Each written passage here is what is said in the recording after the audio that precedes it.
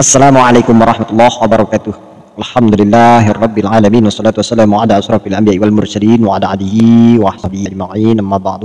Saudara-saudaraku dimanapun kalian berada, mudah-mudahan kesehatan, kesejahteraan, taufik, inayah, nikmat hidayah Allah selalu menyertai kita semua, amin Allahumma amin. Pada kali ini kita akan berbincang-bincang santai saja ya, karena selama ini kita sudah lama memanas namun tak kunjung mendapatkan angin segar yang kita harapkan. Ada penengah atau ada seseorang yang hadir bisa untuk menengahi permasalahan ini dengan adil dan bijak, yang bisa menuntaskan tentang adanya persoalan pernyataan Kyai Imad dalam tesisnya mempertanyakan kalangan Bani Ba'alawi yang tersambung nasabnya kepada baginda Rasulullah SAW. Dalam kesempatan ini saya akan menampung dan menjawab dari banyaknya pernyataan Muhyiddin yang dituduhkan oleh orang-orang yang berada di belakang Kyai Imad. Dimana yang pertama saya angkat dulu ini Kyai Buya Muhyiddin, dimana beliau pernah menyatakan bahwa orang-orang di kalangan yang mendukung tesis Kyai Imad adalah orang buzzer atau orang bayaran. Seperti itu apa yang dikatakan oleh Buya Muhyiddin ya. Jadi kalaupun terbukti memang beliau itu meneliti dan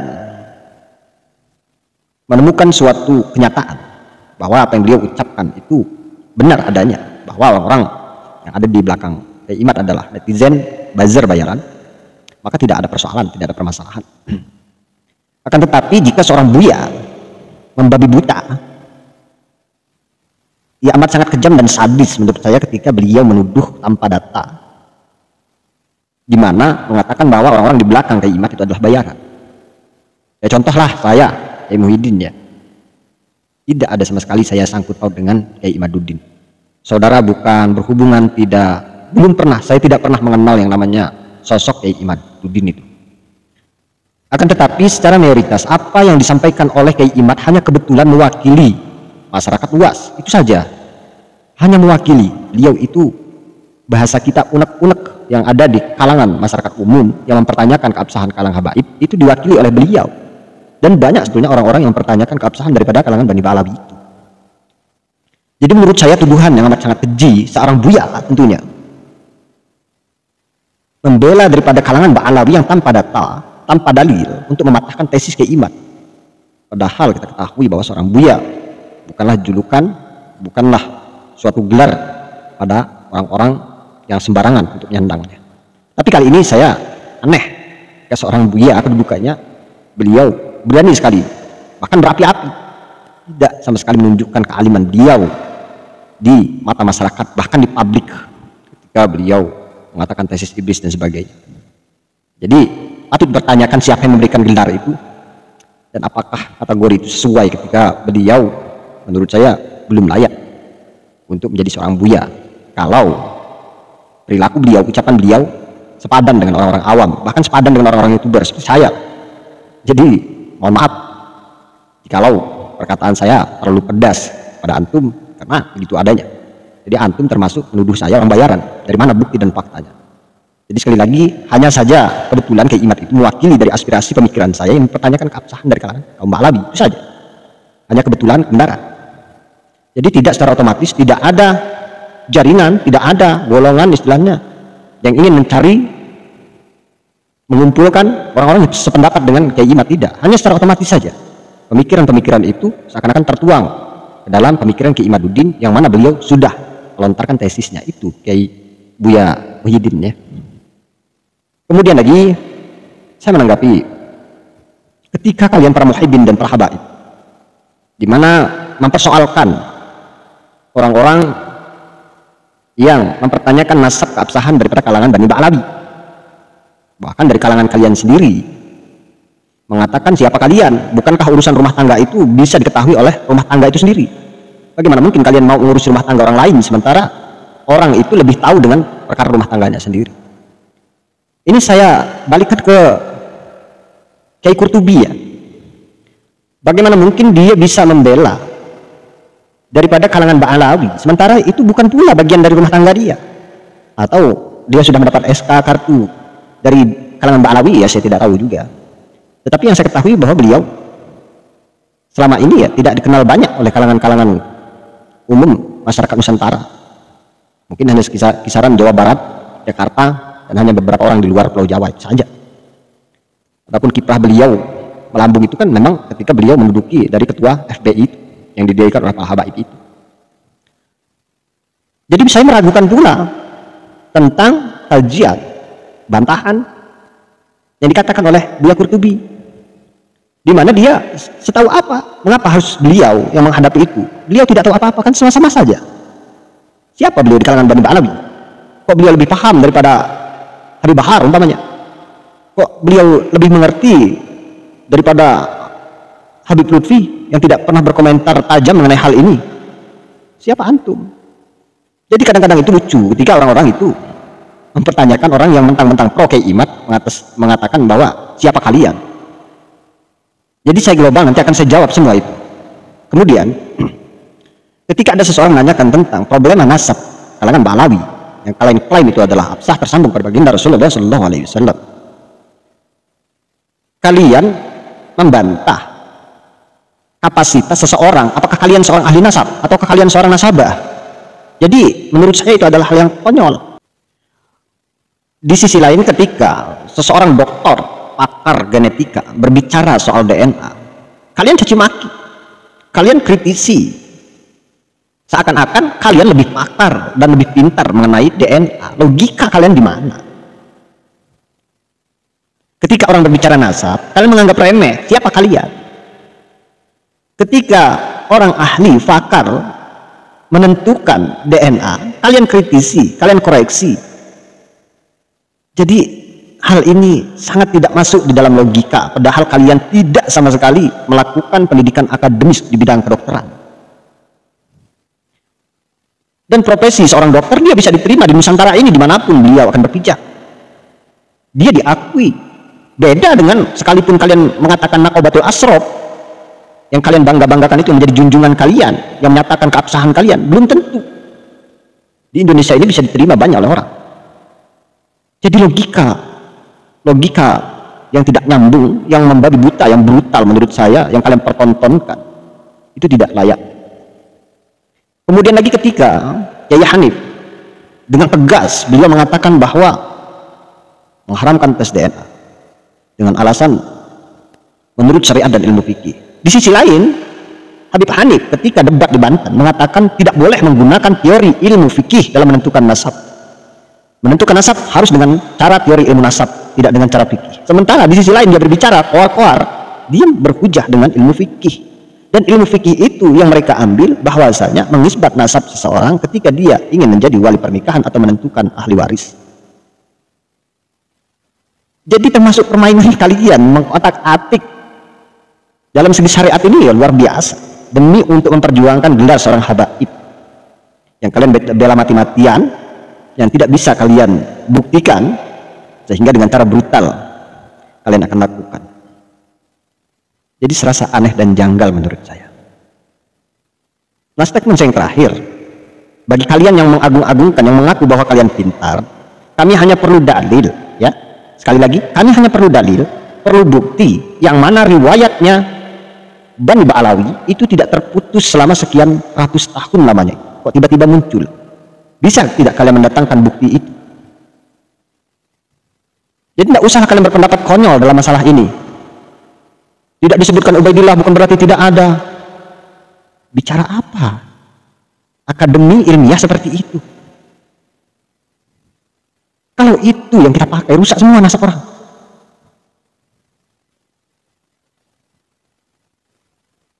Jadi narasi-narasi yang kalian bangun selama ini, yang memperdaya umat, yang berusaha untuk meyakinkan orang banyak, dengan berbagai macam cara kalian lakukan.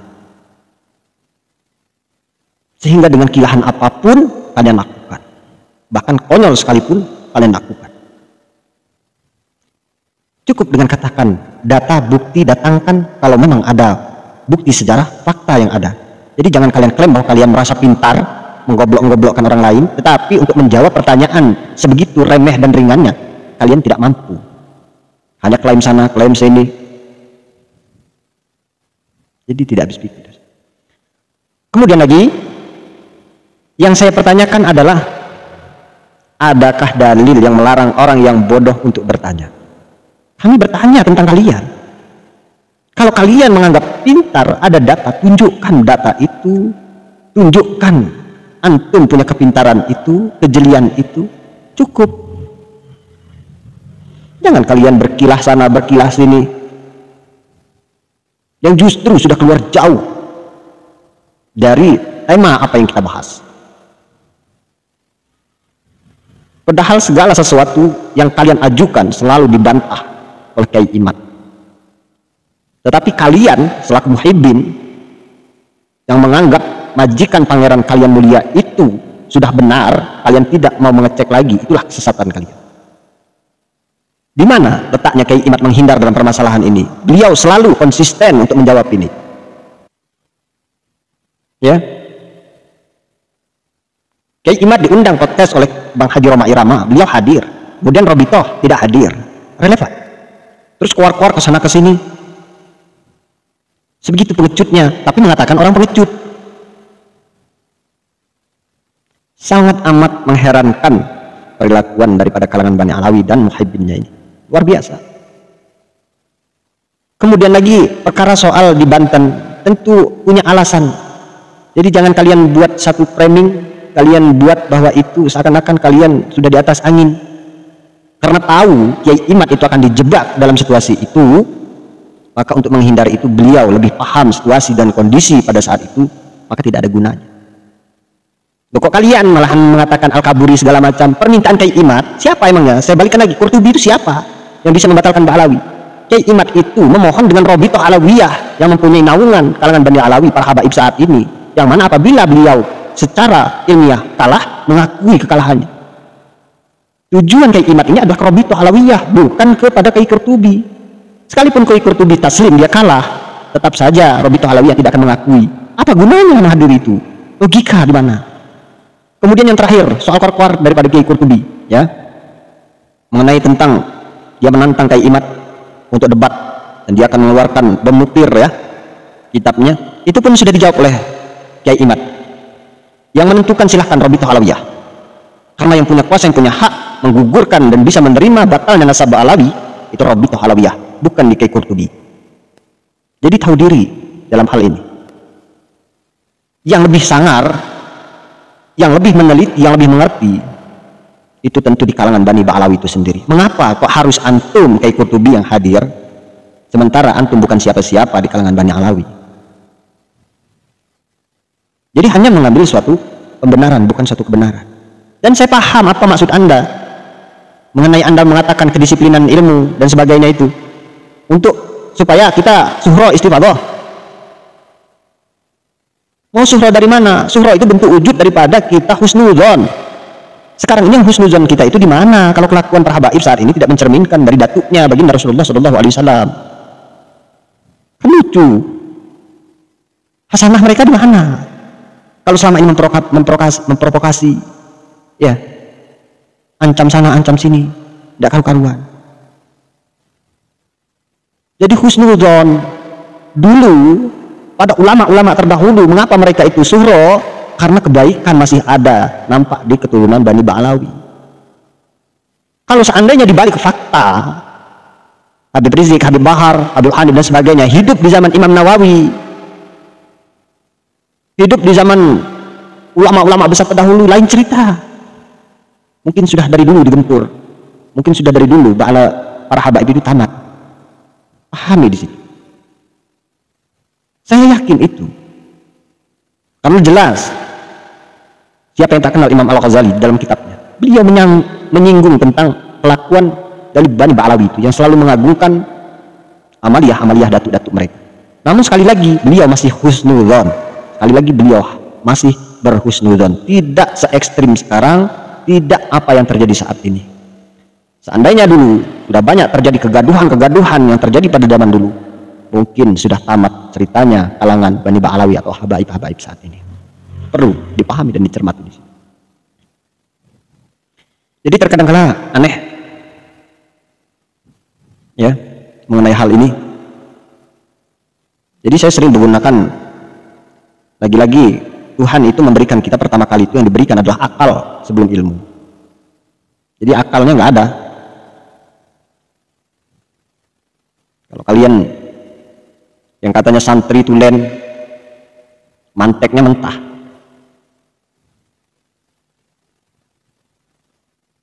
Saudara-saudaraku, dimanapun tentu kalian berada, bagi para muhibbin tentunya, cobalah diresapi, cobalah dihayati, bahwa kalau memang kebenaran itu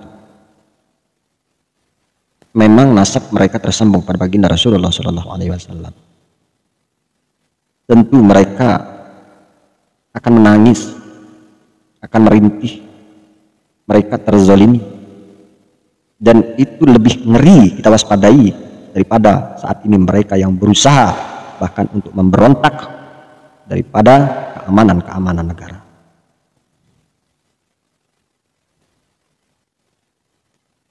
Ini saja mungkin hal-hal yang dapat saya sampaikan.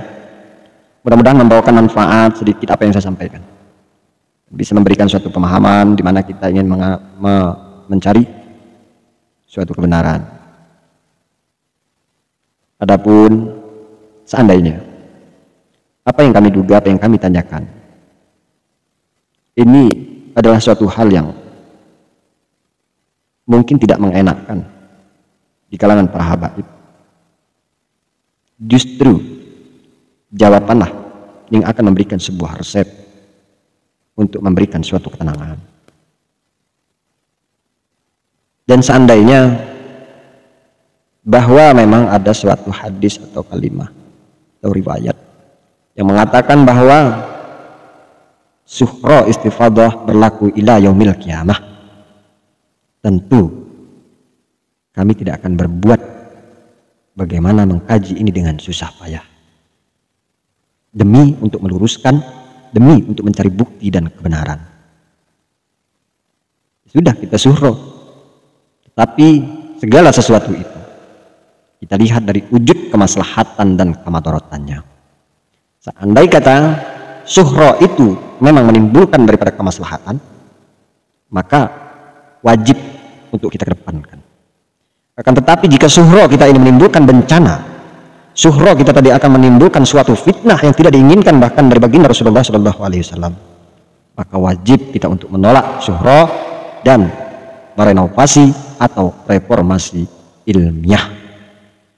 Itulah masa zaman yang silih berganti, dan mungkin pola pikir rujukan ilmu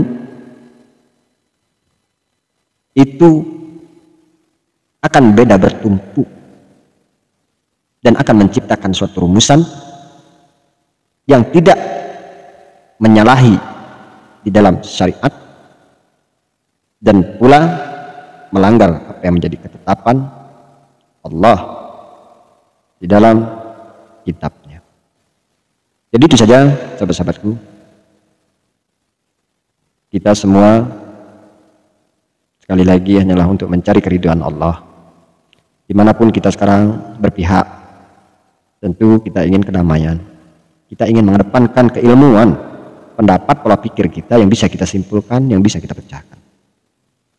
Adapun jalur tengah yang bisa kita ambil akan mewujudkan suatu perdamaian dan ketentraman. Bisa saja saya kira. Assalamualaikum warahmatullahi wabarakatuh.